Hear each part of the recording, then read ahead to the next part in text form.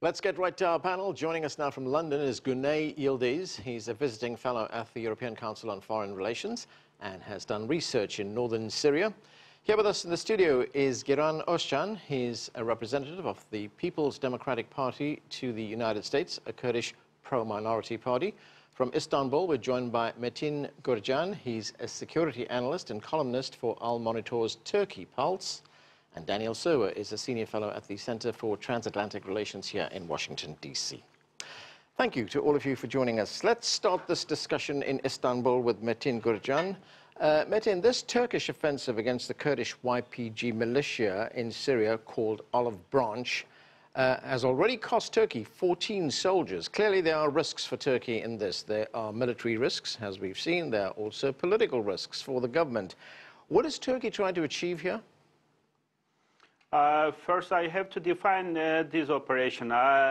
This is an effect-based operation, not solely seeking for the elimination of those YPG militants, PKK-affiliated YPG militants in an Afrin region, which is located in the northwest of Syria. But it's a sort of operation. The prime objective, which is to create diplomatic outcomes. Particularly, I think Ankara has been trying to disconnect the Americans' deepening cooperation with the YPG forces on the ground and PYD at the political scene in the north of Syria. And also in the west of Europe, Ankara has been trying to increase its leverage when negotiating with the end states, political end states, and outcomes with Russia and with Assad and with Iran. Giran, for its part, Turkey says that it has killed hundreds of Kurdish fighters. Now, we have not been able to confirm that number. But what can you tell us about this region where the fighting is taking place, where the YPG is based, and what is the view of the battle from the Kurdish side? Well, I mean, if we look at it from the outset of the Syrian conflict, the north of Syria, after Assad forces had to retreat to the south to consolidate their positions there against attacks from various Islamist groups, including ISIS afterwards, the Kurds stood against the Assad government in the north of Syria and controlled their territories and defended their territories against the very same Islamist attacks that were fighting against the Assad government. Once this happened, the north was a battleground, and the Kurds successfully defended a lot of their territories, pushed back these Islamist groups and what everyone knows, especially the Islamic State, and largely cleared the area of these groups. But among all of this, the city of Afrin that today the Turkish army is attacking has been the most stable and secure part of the country. The Kurds there have largely been defending their own territories without expanding into other regions, and at the very same time have established some sort of an administration which, by all accounts, has been democratic, gender liberationist, a women's liberationist administration, where Kurds have been able to incorporate all other ethnicities and faiths into one kind of administration, and they themselves see this as maybe a proposal for the rest of the country. Right, let me ask you this very quickly. To Metin's comments that Turkey is maneuvering itself into a strong negotiating position here. Well, I mean, I don't know how much I can agree with that, with the objective goings-on the ground. Now, even if that was the objective, how that can be achieved by bombing the most stablest, most secure part of the country with, I mean, there are images coming from the ground with civilian, these are civilian inhabited areas that are being bombarded by F-16s. Now, even if Metin's point about Turkey's objectives with the operation was true, then how much this can be achieved by such huge force against a civilian inhabited area is up for debate. Okay, let me go to Guney Yildiz. He's in London. And Guney, the Turkish President Recep Tayyip Erdogan says he wants to, in his words, clean up the entire border with Syria. Let's listen to what the president had to say. Step by step, we will clean our entire border with Syria from terrorists and make sure our brothers who have been living in our country for years can return to their homes. So, Guney, what do you know about security along this border region, and to what extent is the intention of the Turkish military to remove all Kurds from the border region? Well, it's difficult to kind of understand how this aim can be achieved by Turkey, because one of the reasons why Turkey targeted the Afrin region is because it lies outside the security umbrella of the US. So airspace in Afrin is controlled by Russia, and Turkey was able to enter into Afrin because of their deal with Russians. But the east of Euphrates is where United States is firmly committed to protect the airspace of that region. So it's difficult in that sense. It will bring Turkey against the US if Turkish military targets those regions. But also on Afrin, I mean, in order to move to do anything else in Syria, Turkey first needs to be in some way successful in Afrin. And President Erdogan initially was saying that the offensive will be very swift. It will take a couple of days. We're in the 17th day of the operation now, and we have seen that the performance of the Turkish military is not, to say the least, not remarkable in the sense that in terms of their capturing large areas. They should be expecting to move quickly into the Afrin region, deep in Afrin region, and will face more resistance inside. But even taking over smaller areas in the border was proved to be very difficult for Turkey, and Turkey has been supported by thousands of, over 10,000 Syrian rebel groups, Free Syrian Army groups, including Turkestan Islamic Front, which Chinese audience might remember them being active in Xinjiang region and in their attacks from Beijing. Daniel, let's talk about the involvement of the United States. Of course, the United States supports the YPG, although it has said that it will stop supplying weapons to that group. But in essence, we have here Turkey and on the one side, the United States supporting the YPG on the other side, two NATO members on different sides of this battle. That's exactly what you've got. It's a level of incoherence we've rarely seen, due in part to the situation, due in part to the fact that the Americans are trying very hard to limit their commitments in Syria, and they're trying to limit them to the northeastern part of the country, and have essentially said, Afrin is not our responsibility in any way. So by limiting their responsibilities, the Americans have created conditions for a Russian-Turkish alliance fighting people who are allied with the United States in a different part of the country. Right. We could say limiting, we could also say capitulating, can't we? Capitulating. The United States has always seen its presence in Syria as primarily targeted against Al-Qaeda and the Islamic State. That was true under Obama. There's actually a good deal of continuity under Trump as well, who also wants to limit American commitments in Syria.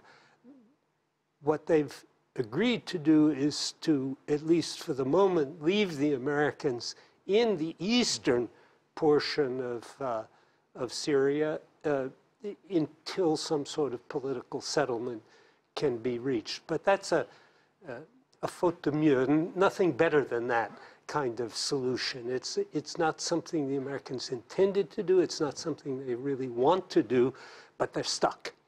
Turkey has to worry also about getting stuck in Afrin because, after all, the PYD has been governing, whether democratically or not isn't so important. It has been successfully governing. How will Turkey govern in Afrin after this war against its population? It's going to be very difficult. Yeah. Let me go back to Metin in Istanbul. And Metin, what is the legal basis for Turkey's offensive against Kurds on the Syrian border? And what kind of international support is Turkey getting for this? First, I have to say this, sir. I mean, this is not Turkey's unilateral move. I think what we are talking here is a negotiated outcome. I mean, after getting a green light, particularly from Russia, and after Russia's opening of Afrin's airspace, Turkey started this operation. And then the legal basis for this operation is, Turkey's long fight against PKK, which Ankara has been defining as a terrorist organization. And in the Ankara strategic calculus, YPG, particularly in the north of Syria, is directly affiliated with PKK when seeing those high profiles commanding YPG on the ground. So Ankara has been feeling itself under an existential threat. And then please do not assess this threat as the threat of the present, particularly for future, for near future, coming 2 or 3 years. Ankara has been concerned with the increasing agency of PKK-affiliated YPG, and its border security also comes to the stage. So with this preemptive move, I would suggest, Ankara, as I said before, trying to increase its negotiation power when sitting on the table with Russia and the States. And let me emphasize one more time that the success criteria for this operation is not the areas or territory Ankara is controlling, or the numbers of those YPG militants neutralized. As I said before, the success criteria for this operation is Ankara's power to influence strategic decision-making mechanisms in DC and in Moscow. Okay, Giran, there have been demonstrations against this offensive in Europe. There have been demonstrations in Germany, in France as well. Any of that resonating, any of that being heard in Ankara? Well, I think even before those protests, Ankara would know that this attack against Afrin, by all quarters, is taken as an attack from the Turkish state against the Kurds, although the Turkish government seeks to legitimize this with exactly what Metin was saying right now, against a so-called terrorist organization.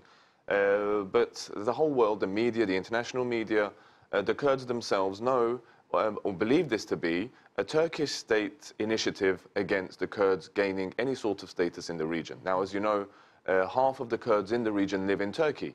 And whether it's the Kurds in Syria, whether it's the Kurds in Iraq, whenever there is a debate about some sort of Kurdish status, whether this is independence or some sort of an autonomy, the Turkish state, probably as part of its DNA, stands against this. There are calculations about what kind of status, if gained by Kurds in Iraq and Syria, how that would have an impact on Turkey's own Kurds. Now, previously, the Turkish state has entered into processes with the PKK, directly with an organization that it's been in a bloody war for decades. Now, from a climate like we had in 2012, 2013, when which a lot of people were calling a peace process, from that kind of a climate to a climate now where Erdogan and the Turkish government is trying to mobilize and consolidate a whole nationalist rhetoric and atmosphere in the country.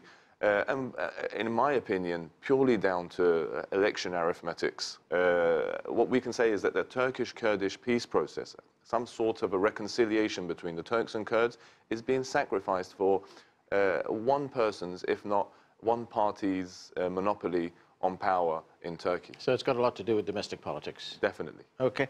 Guney, as Giran just pointed out, the Turkish people in this part of the Middle East, I mean, they straddle several borders. You know, they're in Iraq, they're in Syria, they're in Turkey as well. What can you tell us about this particular group, the YPG, and has the YPG ever posed a threat or attacked Turkey for that matter? Well, I think the argument Turkey is trying to make is to equating the YPG to PKK, to try to count all the conflict inside Turkey, also YPG as part of that conflict. But in terms of attacks from Syrian territory into Turkey, you know, as a researcher, I haven't seen many direct you know, proof of threat, especially from the Afrin region.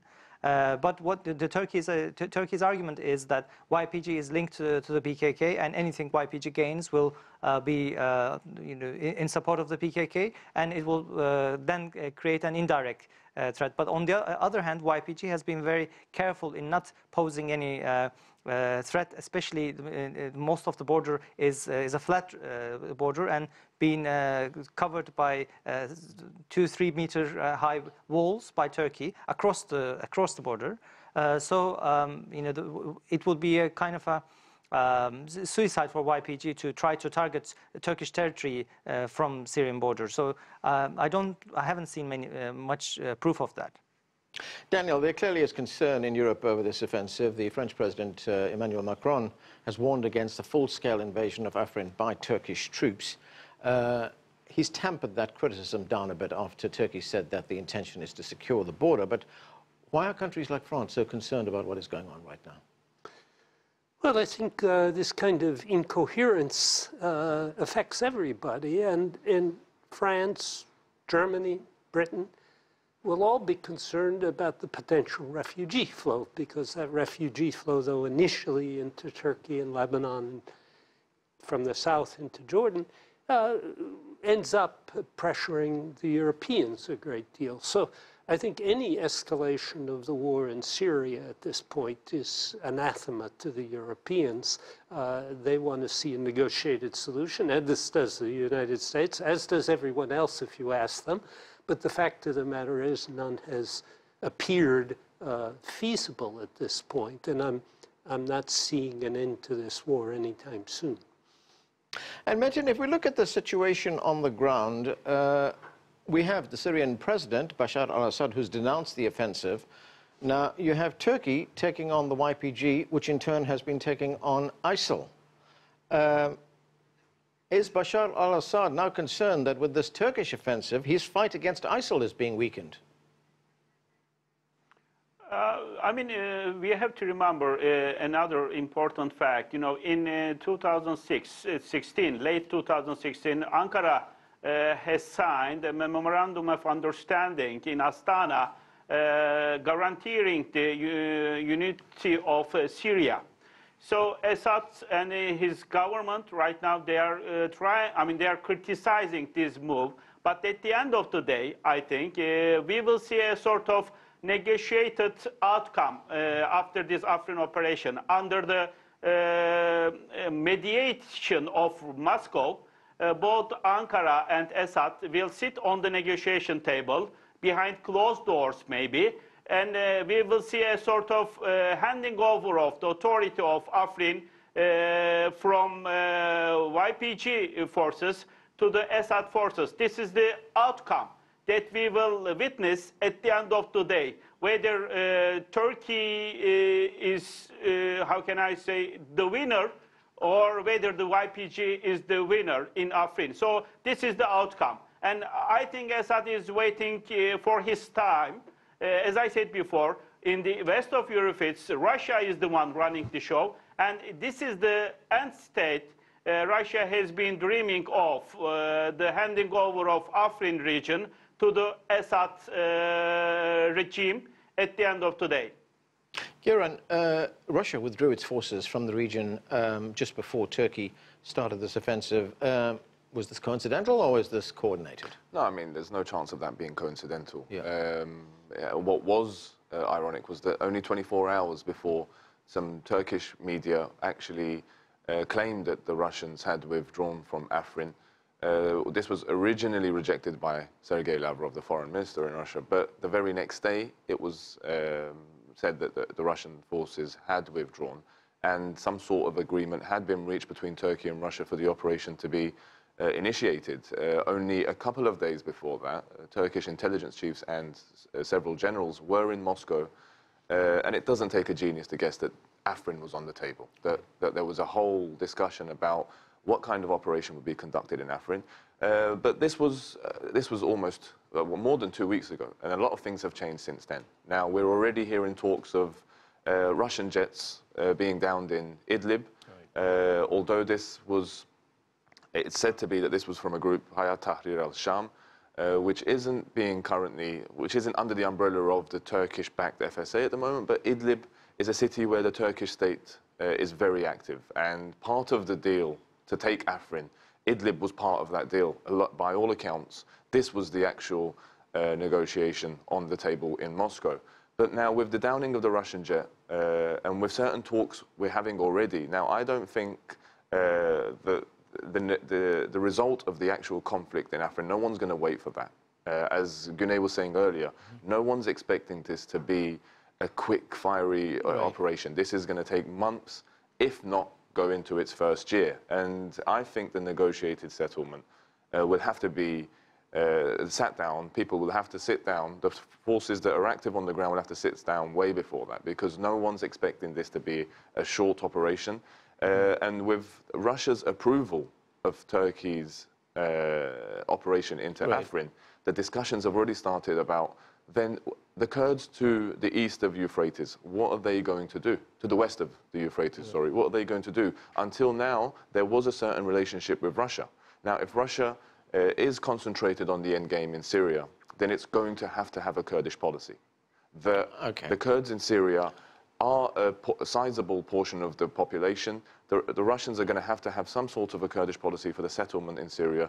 And until now, the Kurds don't, I mean, they don't trust a lot of the forces that are active in Syria right now, and they have depended on themselves until now. Okay. Let me go to Guney in London. Guney, what is your view on this? Do you see this lasting months and months, or do you see an offensive here with a fixed objective, with a fixed time frame? Or does Turkey run the risk, as Daniel pointed out at the beginning of the show, of becoming bogged down in this conflict? I think there's a big risk of Turkey getting bogged down in the conflict, and I think I see this will go on for months at least, and I don't see a clear end to this offensive unless there's a diplomatic deal between or mediation between two forces. But in post-ISIS Syria, there are two main groups that will either negotiate or fight against each other to shape the future of Syria. That's the Assad regime and the YPG-led Syrian Democratic Forces. And Assad regime is Russia's main client on the ground, and they would want President Assad to come on top of in the negotiations, or to start negotiations from a position of strength. But the Syrian regime is not a powerful regime at the moment. The Syrian military is finding it very difficult to move against the demoralized ISIS in Deir ez-Zor or in Idlib. They're facing little resistance, but still not able to move as fast as they want. So they don't have enough power to confront the YPG militarily on the ground. Right. So what I think Russia wanted to do is to bring in Turkey into this equation, to weaken the YPG, to weaken also Turkey itself, and also Turkey pulled out 10 to 15,000 rebels from Idlib to fight against YPG in Afrin. So each force see lots of advantages as well as risks in Turkey's operation into Afrin. And that's where we have to leave it. Thanks to all of you for being with us. That is it for this edition of The Heat. I'm Arnold Naidu in Washington, D.C. Thanks for being with us.